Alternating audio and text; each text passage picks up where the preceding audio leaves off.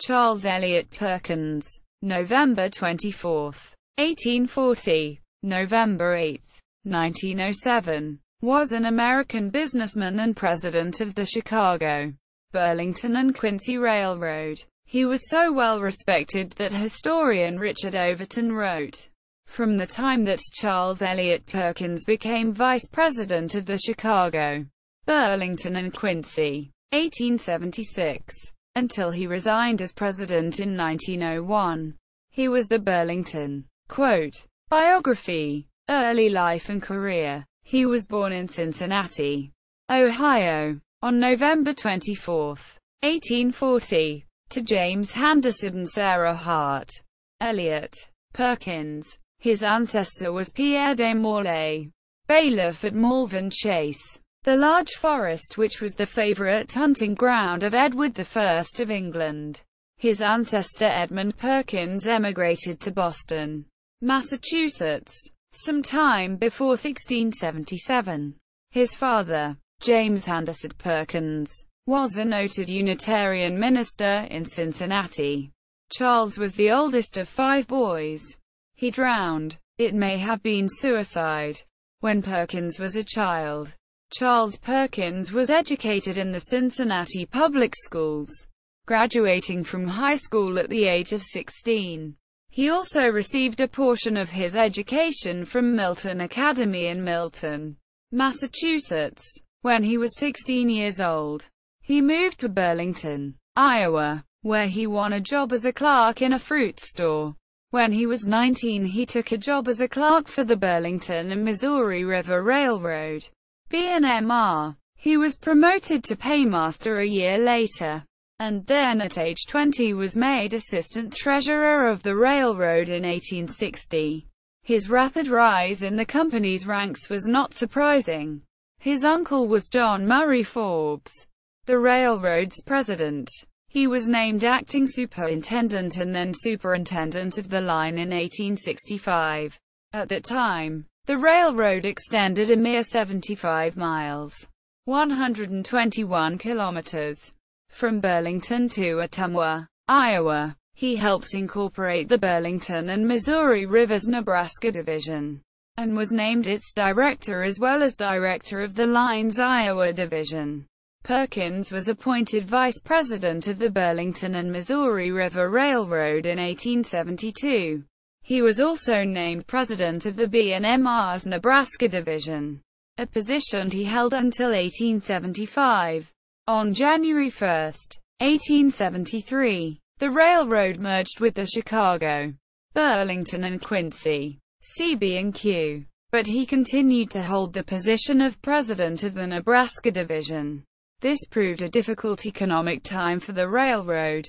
The Panic of 1873 set off the Long Depression, a prolonged period of deflation and little economic growth which did not end until after the Panic of 1893. During the first several years of the Long Depression, the CB&Q neither acquired nor built any new track, although the parent railroad did absorb its Iowa Division.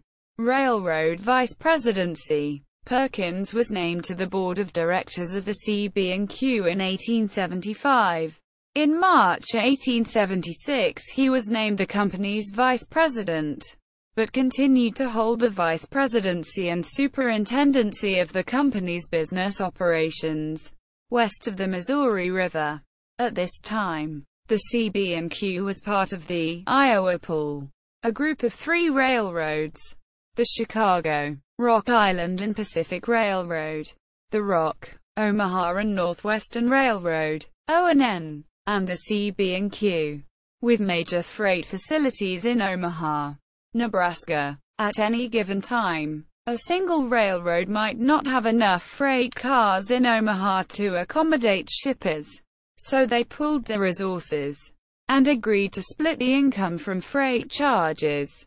The Iowa Pool was locked in a struggle with the Union Pacific Railroad. Profits depended on how much freight was handled, and which side could charge more.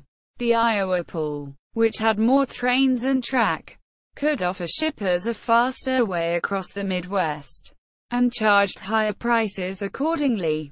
The CB&Q was the dominant system in the pool. CB&Q President James Frederick Joy clashed with Perkins over the CB&Q's operations.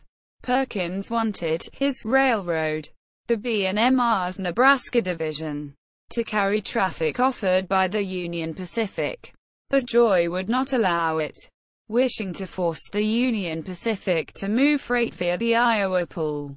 Moreover, Joy owned a controlling interest in other small railroads which could also route traffic away from the Iowa pool, and these lines were demanding that Joy stop inhibiting them.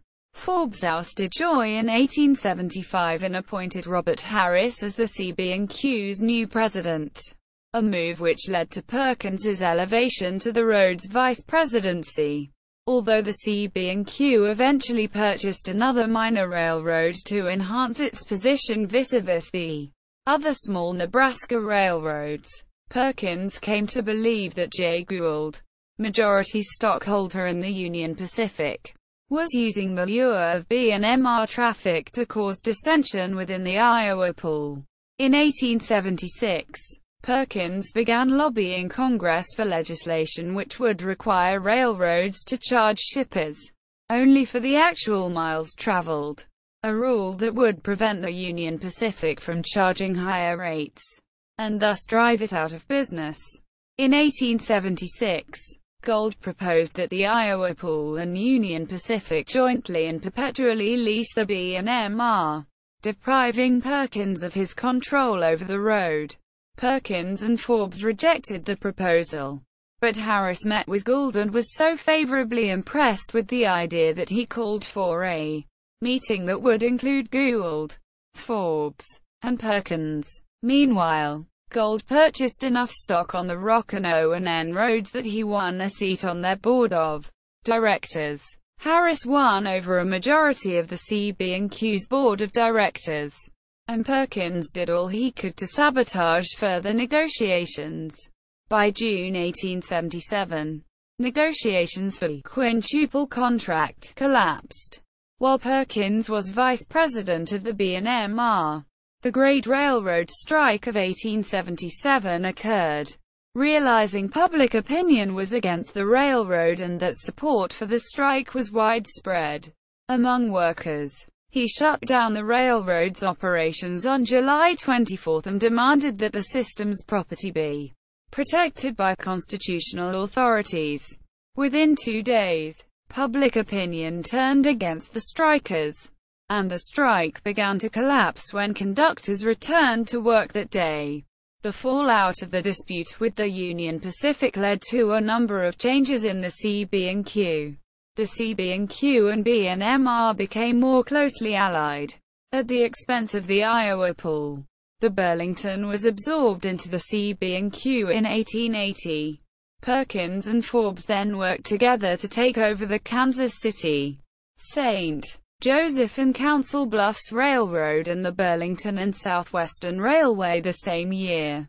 The Union Pacific was unable to reach an agreement with the Rock-O-N for more favorable freight charges. Instead, the Union Pacific reached an informal agreement with the CB&Q by which the Union Pacific would build a new rail line north of the Platte River, allowing it to control freight in the northern part of the state. The B&M would control freight in the southern half. Perkins demanded that the board choose between himself and Harris. In May 1878, Forbes ousted Harris and installed himself as president of the railroad presidency. The Nebraska division merged with the CB&Q in 1881. That year, John Murray Forbes stepped down as president of the Chicago, Burlington and Quincy, and Perkins succeeded him. Because the railroad's biggest financial backers were located in Boston, Massachusetts, he moved to that city. Perkins was considered an intelligent, forceful railroad executive. He pushed for dual routes through market territories to keep his competitors out, created a highly regarded management team, and required that his railroad meet the highest engineering standards. During Perkins's tenure as president of the railroad, He bought up numerous other rail systems in order to expand his line's reach. These included the Hannibal and St. Joseph Railroad, Omaha and Republican Valley Railway, Grand Island and Wyoming Central Railroad, Bighorn Southern Railroad, and Chicago, Burlington and Northern Railroad. In 1886, he expanded the line's reach to St. Paul, Minnesota. In 1879, James Jerome Hill and others formed the St. Paul, Minneapolis and Manitoba Railway, STPM&M. Perkins began seeking a way to add a line from Chicago to St. Paul, Minnesota, in 1882. In 1883, Perkins took a secret trip over the STPM&M and reported to the CB&Q's board of directors that it appeared to be a well-engineered line which ran through excellent markets. Henry Davis Minot followed up with another investigation in 1884. In addition to seeking a lease of the STPM&M lines, Perkins also sought to build a line to St. Paul. The Minnesota legislature awarded the Chicago, Burlington and Northern Railroad, CB&N, a charter to build this line around the same time as Minot's study. But negotiations between the CB&Q's Boston investors and Hill dragged on.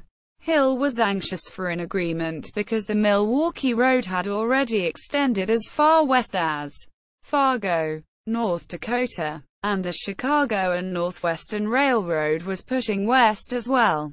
The parties reached agreement on August 3, 1885, agreeing to buy large portions of stock in each other's company and placing Minot on the STPM&M's board of directors. Although publicly Hill denied existence of an alliance, Perkins authorized the CB&N to buy stock in STPM&M's depot subsidiary, leased STPM&M track between St. Paul and Minneapolis, and won the right to use the STPM&M's Minneapolis depot. The deal between the CB&N and STPM&M did not prove as profitable as expected, however, and Perkins was forced to absorb the former into the Chicago, Burlington and Quincy. In 1889, Perkins led the system in constructing tracks across Nebraska, South Dakota, and Wyoming so that it could link up with the Northern Pacific Railway near Billings, Montana. As president of the system, he led the CB&Q through the Burlington Railroad strike of 1888. Perkins was notably opposed to labor unions. In May 1886, he fired all known members of the Knights of Labor working for roads under his control. Now, Perkins also sought to eliminate unionization of workers on the CB&Q. He believed that unionized workers owe allegiance to somebody else, and not to the railroad company that employs them. Quote, when the Brotherhood of Locomotive Engineers and Brotherhood of Locomotive Firemen demanded that the railroad honor its work rules and implement a uniform pay scale that did not discriminate against newly hired workers, Perkins refused. The union struck on February 27, 1888, and 97% of the locomotive engineers and brakemen walked out, even though the union represented only 65% of the workers. Perkins hired strikebreakers to replace the workers who had walked off the job. On March 5, the union asked unionized workers on other railroads to boycott the CB&Q by refusing to load freight onto its trains. Perkins went to federal court on March 8, seeking an injunction that would require the other railroads to load freight onto the CB&Q. The federal court issued the injunction on March 13, and almost every aspect of labor relations on every railroad engaged in interstate commerce came under court control. The injunction proved so effective that Perkins told his wife, "The general impression this morning is that the total collapse of the strike is not far off." The strike was essentially over by the end of March 1888. But it lingered in some areas for another 10 months. The two unions ended their strike unilaterally in January 1889. For Eugene V. Debs, a local leader in the Brotherhood of Locomotive Firemen, the strike proved life-changing. Debs radically altered his thinking about labor-management relations, rejecting the idea of a social compact between management and labor. He now saw labor and management locked in a power struggle rather than cooperating toward a common goal. Perkins was not an advocate of vertical integration. Under CB&Q President Harris, the company had refused to build or purchase railroad track manufacturing plants, as many other large roads did. Nor did Harris attempt to build on his relationships with rail manufacturers to get them to ship rails via his system. Instead, Harris focused on agricultural developments along the CB&Q's route. But by 1883, members of the board of directors were pushing Perkins to start fostering industrial development along its tracks as a means of boosting freight.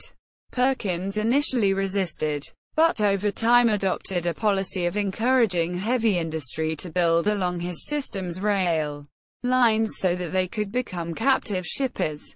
Retirement and death. Charles Perkins resigned as president of the system in 1901 after New York City investors took control of the line. That year, James Jerome Hill, president of and the largest stockholder in the Great Northern Railway, won the financial support of J.P. Morgan for an attempt to take over the Chicago, Burlington and Quincy. Hill's strategy was for his railroad and Morgan's Northern Pacific Railway to jointly buy Perkins's railroad. However, Edward Henry Harriman, president of the Union Pacific Railroad and the Southern Pacific Railroad, also wanted to buy the CB&Q. Harriman demanded a one-third interest in the CB&Q, but Hill refused him. Harriman then began to buy up Northern Pacific stock, forcing Hill and Morgan to try to retain their majority stockholder status in the road by purchasing more stock as well. Northern Pacific's stock price skyrocketed, and the artificially high stock threatened to cause a crash on the New York Stock Exchange. Hill and Morgan were ultimately successful in obtaining more Northern Pacific stock than Harriman, and won control not only of the Northern Pacific but also the Chicago, Burlington and Quincy. Alarmed by Harriman's actions, Hill created a holding company, the Northern Securities Company, to control all three of his railroads.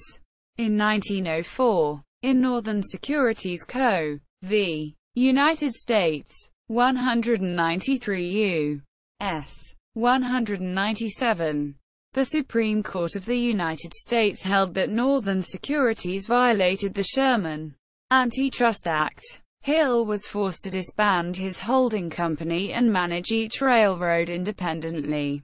The Northern Pacific, Great Northern, and Chicago, Burlington and Quincy were not formally merged until 1969. Perkins suffered from Bright's disease. He became confined to his home shortly before his death, and died at his home in Westwood, Massachusetts, on November 8, 1907, the day his funeral was held. The entire 8,000-mile, 13,000 kilometers, CB&Q Railroad came to a halt as a memorial to him. Perkins was married to Edith Forbes of Milton, Massachusetts, on September 22, 1864. The couple had 7 children, sons Robert, Charles and Samuel, and daughters Alice, Edith, Margaret, and Mary. Although he died and was buried in Boston, Massachusetts, there is a large memorial in Aspen Grove Cemetery in Burlington. The large marble obelisk-style stone is the largest in the cemetery, and sits near a bluff overlooking the main line of the original CB&Q Railroad. Other business interests. Perkins was a director of other railroads as well, including the Hannibal and St. Joseph Railroad and the Kansas City, St. Joseph and Council Bluffs Railroad, both of which later merged with the Burlington Line. He was also a member of the board of directors of the American Bell Telephone Company, whose headquarters were in Boston. Legacy. Perkins is one of the most quoted railroad executives by historians of American railroads. Perkins owned a large estate in Burlington, named Apple Trees.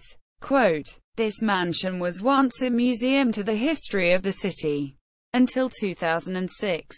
When the City Historical Society moved into the vacated public library building.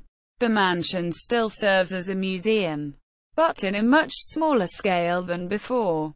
Perkins Park in Burlington, Iowa, was once part of this estate, and is named for him.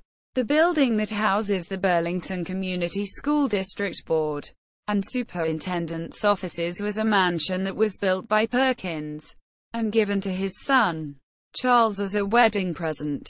The Burlington Community School District obtained the home in 1926 when they bought land from Perkins's widow for use to build a new middle school, though the middle school no longer stands, and the land it once stood on was given back to the city as part of Perkins Park. The old mansion still stands in its original location, and most of the fixtures in the house are original to the home when it was built. Other additions came from the school district over the years, although the old mansion suffered some soot damage and a couple of broken windows as a result of the fire that gutted the school building that was built in front of it. It was later repainted, and the windows replaced to look identical to the originals. The Burlington Community School District once had an elementary school building named for Perkins, although the school itself is no longer active within the district. The building still remains at the corner of Summer Street and Dodge Street, and is currently a private home and business. In 1879, Perkins purchased 240 acres, 0.97 square kilometers, in the Garden of the Gods near Colorado Springs, Colorado. The purchase was originally intended for a summer home, but Perkins decided to leave the land in its natural state while acquiring additional land, all of which was informally open to the public for a number of years. In 1909, Perkins's children, knowing their father's feeling for the Garden of the Gods, conveyed his 480 acres to the city of Colorado Springs to be operated permanently as a park, open to the public. Bibliography. Bergman, Marvin. Iowa History Reader. Iowa City, Iowa. University of Iowa Press. 2008. Darby, George. And White, James Terry. The National Cyclopedia of American Biography. New York. White. 1910. Donovan, Jr., Frank P. Iowa Railroads. The Essays of Frank P. Donovan, Jr., H. Roger Grant, ed. Iowa City, Iowa. University of Iowa Press. 2000. Dubofsky, Melvin. The State and Labor in Modern America. Chapel Hill, N.C. University of North Carolina Press. 1994. Dubofsky, Melvin. And Van Tyne, Warren R. Labor Leaders in America. Urbana, Ill. University of Illinois Press. 1987. Emerson, Wiley Mina Hannah, Elliott, Ellsworth, Elliott, Jr., George Edwin, and Elliott, Jr., William Horace. Genealogy of the Descendants of John Elliott, Apostle to the Indians. 1598 to 1905. New Haven, Con. The Tuttle, Morehouse and Taylor Press. 1905. Glasner, David. Business Cycles and Depressions. An Encyclopedia. Florence, Kentucky. Taylor and Francis. 1997. Gu. Benjamin F. History of Iowa. From the earliest times to the beginning of the 20th century. New York. Century History Co. 1903. Hiddey, Ralph W. Hiddey, Muriel E. and Scott. Roy v. The Great Northern Railway. A History. Minneapolis, University of Minnesota Press. 2004. Hudson, David. Bergman, Marvin. and Horton, Lauren N. The Biographical Dictionary of Iowa. Iowa City, Iowa, University of Iowa Press. 2008. Ingham, John N. Forbes, John Murray. Quote, in Biographical Dictionary of American Business Leaders. Westport, Con. Greenwood Press. 1983. Klein, Maury. The Life and Legend of Jay Gould. Baltimore, Johns Hopkins University Press. 1986. Klein, Maury. Unfinished Business. The Railroad in American Life. Hanover, Con. University Press of New England.